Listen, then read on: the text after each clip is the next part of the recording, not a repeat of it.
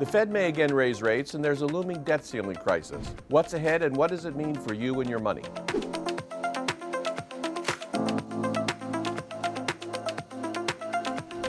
I'm Merrill Brown. Welcome to Quartz Smart Investing. Each week, we'll bring you insights from one of the world's top investment professionals. Our guest today is Deutsche Bank's Deepak Puri. We're looking for US GDP numbers, Deepak. What can we expect from that data coming out this week? Great to be with you, Merrill. I think tomorrow's GDP number is going to be a lot more promising than a lot of people expect. Actually, our expectation is for the GDP to grow at 2% on an annualized basis, which means that the recession, which is one of the most anticipated recession I've seen, at least in my career, may not be with us for some time to come. Having said that, the GDP number is a backward-looking indicator, so I wouldn't put too much emphasis on it. I think we are mostly concerned with how the economy is shaping up for the rest of the year. It's been an uneven early part of 2023, and spending seems to be slowing. How do you assess where spending is going, consumer spending? Well, consumer spending, for the time being, it's slowing, but I think it has taken all of us by surprise in terms of how much more strength there has been. I think during the pandemic years, the consumers, just like the businesses, did have a really great job of making their balance sheets look very strong. So you look at the labor markets, you look at the employee cost index, the average hourly earnings that the non-farm payroll reports, all that is really talking about a very tight labor market, which in turn means that the consumer are having a good income, and that helps the consumption, that dries up the consumption. So we haven't seen a big fall off the cliff in terms of consumption just yet. Inflation, though, is uneven and somewhat hard to predict, it seems. Some categories flattening, others, like food, still showing some increases in food categories. How do you assess the inflation outlook? Yeah, so inflation, we've been using, what Chairman Powell has been talking about. There are three components. One is the physical goods, the other one would be services, and the third one is services minus housing. So housing is a big component. What we have started to see is that the physical goods inflation has started to come down. The housing inflation is somewhat in the middle. It should start to come down. It has already been, but it should come down even further in second half of 2023. The real focus is on services minus housing. That's where the inflation has been actually itching upwards. So you would like to see that particular component start going down. And that would be things like, apparel, leisure, entertainment, going out, those kind of things. That's where you would rather see, cost pressures coming down. On the, I think, fairly clearly good news side, it's been a pretty good period for tech and tech earnings. How do you look at tech as both a proxy for the economy and their actual results? Well, the results are great, and if you just look at purely the tech segment, one could argue, from a revenue perspective, there doesn't seem to be a problem for the stock market. I think the issue is really going to be profitability and the, EPS, earnings per share. And that's where you can see, yes, technology companies are making more money, the revenue hasn't really been tainted, but the earnings have started to come down. So there is a margin compression.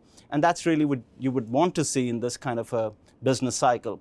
When you zoom out and talk about the entire index, technology plays a bigger role in S&P than any other sector. So the tech really needs to take the impetus to be the catalyst to drive the entire index forward. And frankly, we don't see that just yet, given that there's a mild recession odds in the second half of the year. Can't avoid talking about the debt ceiling crisis also. There are people who think a default could be the worst possible thing to happen to both the U.S. and the global economy. How worried are you really about gridlock in Washington and the debt ceiling?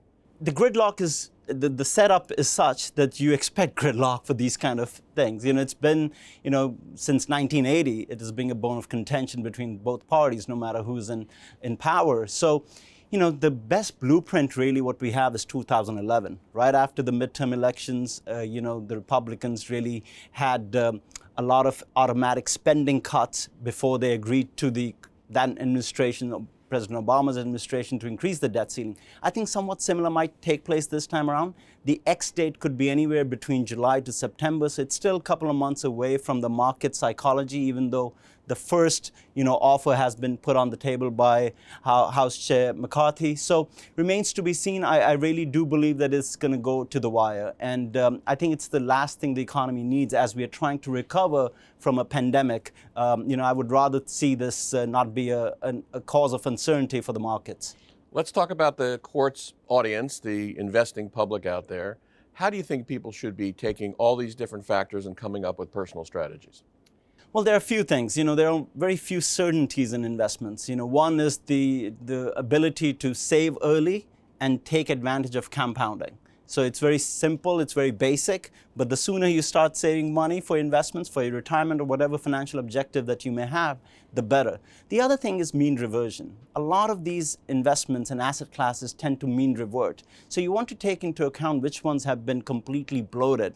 You have to keep in mind the last 14, 15 years have been somewhat of a misnomer because of the artificially lower interest rates. So now we are coming to an inflection point where rates are getting a bit normalized. So you may want to consider, moving your asset allocation a bit. And last but not the least, I think dollar cost averaging diversification, that still holds true today. So I would look into these 4 very basic things for your audience. And is there a particular investment sector or corporate sector that you think people ought to be paying particular attention to across 2023?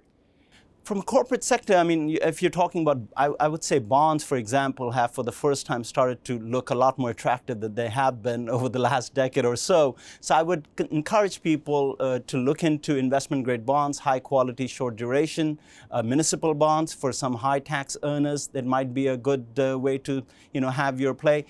Keep in mind, cash and bonds have really been not the best performing asset class for some time. So I think now that the rates are high, this could be the way to go, and that should have a prominent place in your asset allocation. That's great advice. Thank you, Deepak. Pleasure. For more of today's top business news and insightful analysis, stick with QZ.com. Thank you for joining us, and tune in next week for another edition of Quartz Smart Investing.